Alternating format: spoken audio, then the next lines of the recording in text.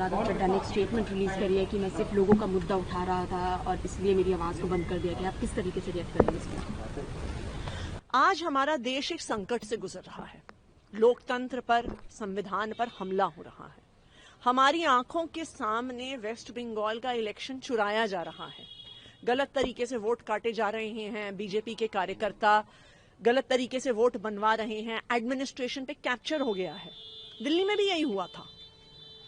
आज लोकतंत्र पे हमला हो रहा है। पूरा विपक्ष उसके खिलाफ आवाज उठा रहा है। टीएमसी एक इम्पीचमेंट मोशन लेके आती है, लेकिन राघव चड्ढा जी उस पर साइन करने से मना कर देते हैं। विपक्ष लोकतंत्र पे हो रहे हमले के मुद्दे पे वॉकआउट करती है संसद से। राघव जी वॉकआउट करने से मना कर देते हैं। गुजरात में आम आदमी पार्टी के कार्यकर्ताओं पे झूठे केस करके बीजेपी की पुलिस उनको जेल में डाल रही है। राघव जी उस पर आवाज उठाने से मना कर देते हैं। आज मोदी जी ट्रंप के सामने झुक गए। उस वजह से एलपीजी का संकट एक एक आम आदमी की जिंदगी को प्रभावित कर रहा है। लेकिन जब पार्टी राघव जी को उस पर बोलने को कहती है तो वो मुंह में दही जमा के बैठ जाते हैं। तो ये क्या दिखा रहा है? ये दिखा रहा है कि आज राघव जी बीजेपी पे सवाल उठाने से डर रहे हैं। मोदी जी के खिलाफ आवाज उठाने से डर रहे हैं।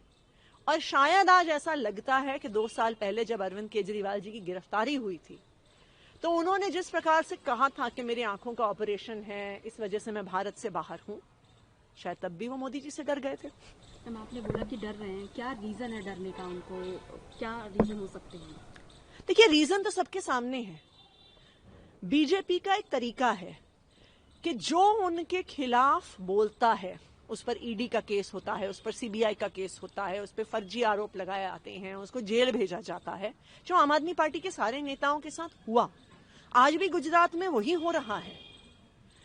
मुझे ऐसा लगता है कि शायद जिस तरह से विपक्ष के इतने नेता डर गए और कूद के बीजेपी में चले गए, शायद अगला नंबर हो सकता है राघव जी का। आप ये कह रहे हैं कि राघव चड्ढा बीजेपी ज्वाइन कर सकते हैं? अब देखिए, ये तो समय ही बताएगा, लेकिन ये तो बिल्कुल साफ है कि आज बीजेपी और उनके लोकतंत्र पर किए जा रहे हमले के खिलाफ राघव जी बोलने को तैयार नहीं।